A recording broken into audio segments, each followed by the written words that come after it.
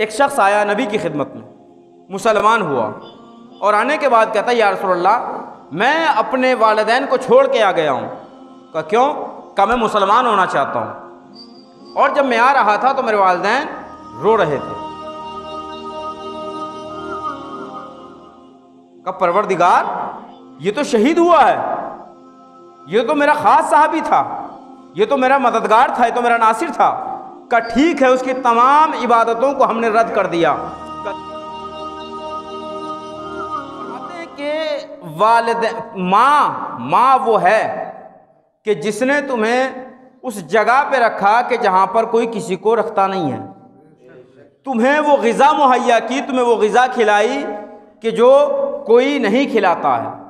तुम्हारी माँ ने तुम्हारे साथ वो किया है, तुम उसका हक अदा नहीं कर सकते। एक शख्स ने आने के बाद पूछा कि या रसूलल्लाह मैं चाहता हूँ कि मैं अपनी माँ का हक अदा करूँ, मैं चाहता हूँ कि अपनी माँ का हक अदा करूँ।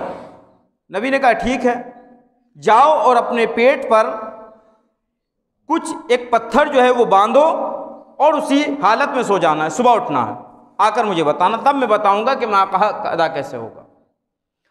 गया, नबी का हुक्म था, पेट से पत्थर को बांधा। अब सुबह आया तो आंखें सुर्ख हैं। नबी ने कहा क्या हुआ? कि या रसूलल्लाह मैं सो ही नहीं पाया। नबी ने एक मरतबा जुमला कहा कि अब ये बताओ, तुम एक रात हल्का सा पत्थर बांध के नहीं सोए, तुम सोचो कि तुम्हारी माँ ने तुम्हें 9 महीने किस तरीके से अपने पेट से बांध के रखा था। तो तुम जब एक रात का हक अदा नहीं कर सकते तो तुम अपनी माँ का हक और क्या अदा करोगे? उसके बाद इमाम फरमाते हैं कि बाप वो है, बाप तुम्हारी असल है, बाप तुम्हारी जड़ है। जो नेमतें, जो तमाम चीज़ें तुम्हारे पास हैं, वो तुम्हारी जो पास जो नेमतें वो सब तुम्हारे वालिदैन के तुफैल में है, तो लिहाजा इनका एहतराम करो। अज़ान गिरामी, एक शख्स आया नबी की खिदमत में, मुसलमान हुआ और आने के बाद कहता या रसूलल्लाह मैं अपने वालिदैन को छोड़ के आ गया हूँ। कहा क्यों? कहा मैं मुसलमान होना चाहता हूँ और जब मैं आ रहा था तो मेरे वालिदैन रो रहे थे। नबी ने फरमाया कि नहीं, तुम जाओ और यहाँ से चले जाओ, तुमने इस्लाम कबूल किया ठीक है, लेकिन जब तक तुम्हारे वालिदैन राज़ी ना हो तब तक तुम यहाँ पर मत आना। उसके बाद नबी ने इरशाद फरमाया रिज़ल रब्बी फ़ी रिज़ल वालिदैन, अल्लाह की खुशी जो है, अल्लाह की खुशनुदी जो है वो तुम्हारे वालिदैन की खुशनुदी में है। व सख़तुर रब्बी फ़ी सख़तिल वालिदैन, और रब की नाराज़गी तुम्हारे वालिदैन की नाराज़गी में है।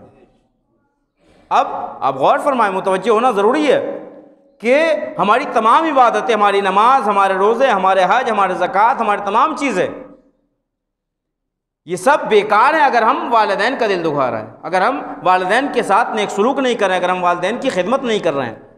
जनाब मूसा का एक साहबी साथ है, शहीद हो गया। एक मरतबा नबी मूसा ने कहा ऐ परवरदिगार मुझे बता, जो मेरा अजीज़ था जो शहीद हुआ है वो है कहाँ, उसका मकाम क्या है? इरशाद हुआ फिन्नार, वो तो जहन्नुम में है। कहा परवरदिगार ये तो शहीद हुआ है, ये तो मेरा खास साहबी था, ये तो मेरा मददगार था, ये तो मेरा नासिर था।